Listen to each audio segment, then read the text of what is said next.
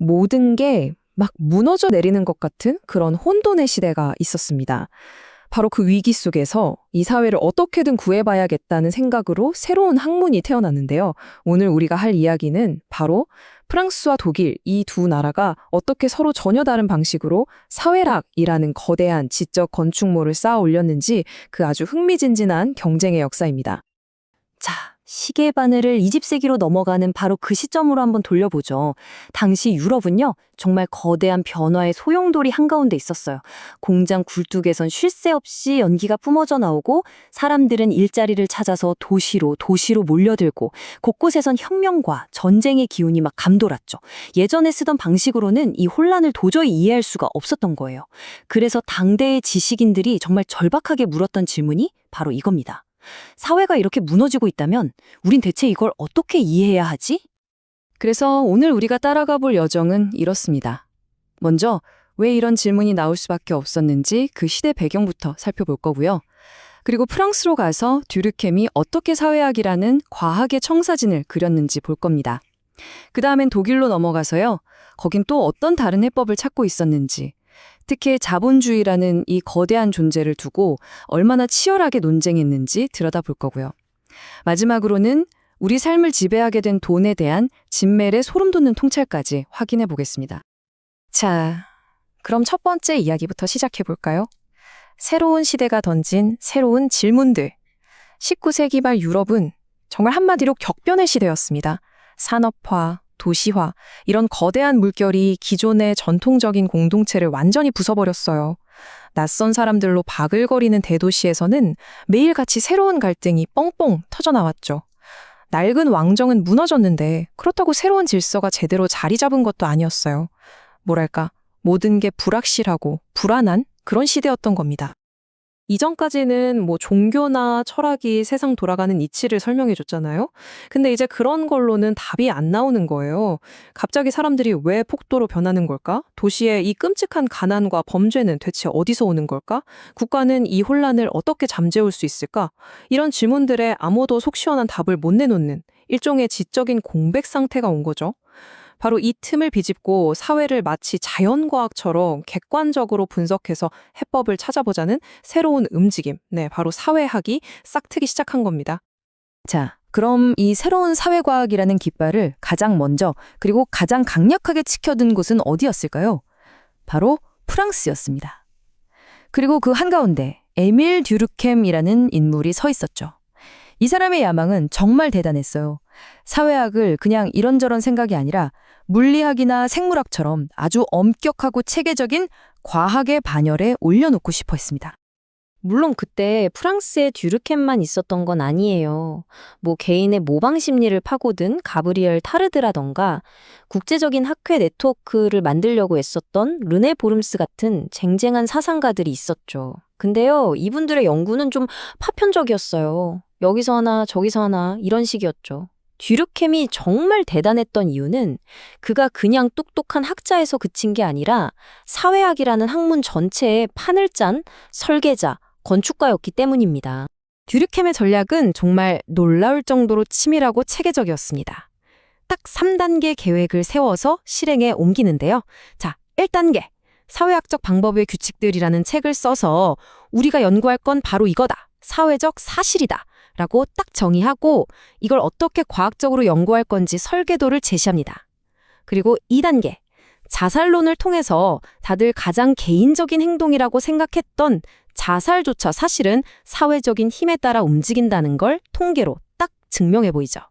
자기 방법론이 얼마나 강력한지 제대로 보여준 거예요. 그리고 마지막 3단계, 여기서 멈추지 않고 사회학의 해라는 학술지를 만들어서 자기 편, 그러니까 듀르켐 학파를 만들고 사회학을 아예 제도권 학문으로 딱 자리 잡게 만듭니다. 정말 대단하죠? 근데 듀르켐의 이런 프로젝트가 왜 그렇게 큰 호응을 얻었을까요? 여기에도 시대적인 배경이 있었습니다. 당시 프랑스는 드레퓨스 사건이라고 하는 어마어마한 스캔들 때문에 온 나라가 그냥 두 쪽으로 쫙 쪼개져서 서로 미워하고 싸우고 난리도 아니었거든요. 이런 광기 어린 혼란 속에서 감정으로 싸우지 말고 이성으로 보자, 편견 말고 데이터로 말하자. 이렇게 사회를 객관적으로 분석해서 통합의 길을 찾으려 했던 듀르켐의 사회학은 그야말로 젊은 지식인들에게 한 줄기 빛처럼 보였던 겁니다. 자, 이제 무대를 독일로 한번 옮겨보겠습니다. 프랑스의 듀르켐이 사회를 하나의 유기체로 보고 그 작동 원리를 찾으려고 했다면 독일의 사상가들은 좀 달랐어요. 질문 자체가 달랐죠. 이 사람들은 굳이 사회학이라는 이름표에 얽매이지 않았습니다. 대신에 역사, 문화, 경제 같은 훨씬 더 깊은 땅속을 파고들어서 현대 사회하는 이 거대한 건물이 도대체 어떤 토대 위에 서 있는 건지 그 근본을 파헤치고 싶어 했어요. 여기에 바로 독일 사회사상의 어벤져스, 거인들이 있습니다. 막스 베버, 베르너 존바르트, 페르디난트 테니이스, 그리고 게오르그 짐멜. 이 사람들은 듀르켐학파처럼 하나의 깃발 아래 뭉치진 않았어요. 오히려 각자 자기 연구실에 틀어박혀서 고독하게, 하지만 그만큼 더 치열하게 현대성이란 도대체 무엇인가? 이 질문 하나와 평생을 씨름했던 그런 지적인 거인들이었습니다. 이 독일 사상가들의 머릿속을 온통 차지했던 가장 큰 질문, 그건 바로 자본주의였습니다. 도대체 이 모든 걸 집어삼키는 이 무시무시한 시스템은 어디서 온 걸까? 이 질문을 두고 당대 최고의 지성으로 꼽히던 두 거인, 막스 베버와 베르너 존바르트 사이에 그야말로 세기의 논쟁이 벌어집니다. 두 사람의 주장은 정말 하늘과 땅 차이였습니다. 먼저 막스 베버. 베버는 그 유명한 책 프로테스탄티즘의 윤리와 자본주의 정신에서 그 답을 종교에서 찾습니다. 그러니까 신에게 구원받았다는 확신을 얻으려고 금욕적으로 미친 듯이 일하고 돈을 모았던 프로테스탄트들의 그 독특한 윤리가 자본주의의 엔진이었다는 거죠. 그런데 베르너 존바르트는 이걸 보고 코웃음을 쳐요. 무슨 소리냐? 오히려 인간의 욕망, 귀족처럼 폼나게 살고 싶었던 부르주아들의 사치와 과시욕이 새로운 시장을 만들고 자본주의를 키운 거다라고 주장했죠. 한쪽은 금욕적인 정신을, 다른 한쪽은 들끓는 욕망을 원인으로 지목한 겁니다. 와, 진짜 흥미로운 대결 아닌가요? 자, 독일의 또 다른 거장도 만나봐야죠. 페르디난트 테니이스는 현대 사회의 문제를 인간관계의 변화에서 찾았습니다. 그는 우리가 두 개의 다른 사회에 살고 있다고 말해요. 하나는 가족이나 옛날 시골 마을처럼 정과 신뢰로 끈끈하게 묶인 따뜻한 공동사회, 이걸 게마인샤프트라고 불렀고요. 다른 하나는 회사나 대도시처럼 철저하게 계약과 이익으로만 움직이는 차가운 이익사회, 즉 게젤샤프트입니다. 근대화라는 게 뭐냐? 결국 이 따뜻한 공동체가 무너지고 차가운 이익사회가 세상을 지배하는 과정이라는 거예요. 테니스의 이런 진단은 오늘날 우리가 느끼는 소외감이나 외로움의 원인을 정확히 꿰뚫어 보는 것 같죠? 이제 마지막 인물입니다. 이 사람은 마치 100년 전에 타임머신을 타고 와서 21세기를 미리 보고 간 것 같은 천재, 게오르그 지멜입니다. 다른 사상가들이 자본주의라는 거대한 숲을 보고 있을 때 지멜은 그 숲을 흐르는 강, 아니 그 생명체들을 움직이는 피, 바로 돈, 그 자체의 현미경을 들이댔어요.